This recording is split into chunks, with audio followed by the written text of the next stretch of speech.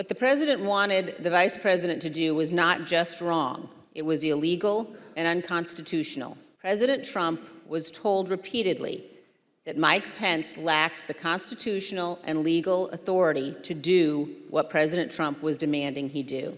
The first time that I had a conversation with the vice president about the 12th Amendment and the Electoral Count Act was in early December. It is unambiguous that the vice president does not have the authority to reject electors. There is no suggestion of any kind that it does.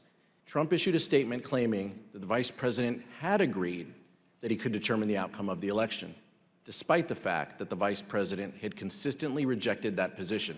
The statement says the vice president and I are in total agreement that the vice president has the power to act. Is that incorrect? I think the record shows that that's incorrect. Yeah. I mean, we've been through many documents that clarify that this is not where the vice president was. The dispute between the president and the vice president had grown to the point where the vice president's chief of staff, Mark Short, was concerned that the president could, in Mr. Short's words, quote, lash out at the vice president on January 6th. The president had several family members with him in the Oval that morning for that call. But at some point it started off as a calmer tone and everything, and then became heated. And the word that she relayed to that the president called the vice president, I apologize for being impolite, but do you remember what she said her father called him? The P word. Select Committee has obtained never-before-seen photos from the National Archives that show Vice President Pence sheltering in a secure underground location as rioters overwhelmed the Capitol. So even after the attack on the Capitol had been quelled, Dr. Eastman requested, in writing no less, that the vice president violate the law by delaying the certification and sending the question back to the states. Is that correct, Mr. Jacob? It is. The day after,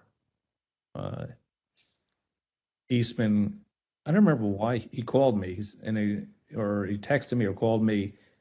I said to him, "Are you out of your effing mind?" I said, "I only want to hear two words coming out of your mouth from now on. Orderly transition." I said, "Good, John. Now I'm going to give you the best free legal advice you're ever getting in your life. Get a great effing criminal defense lawyer. You're going to need it." And then I hung up on him. In fact, just a few days later, Dr. Eastman emailed Rudy Giuliani and requested that he be included on a list of potential recipients of a presidential pardon. Dr. Eastman did not receive his presidential pardon. Dr. Eastman, did you advise the President of the United States that the Vice President could reject electors from 7 states and declare that the President had been reelected?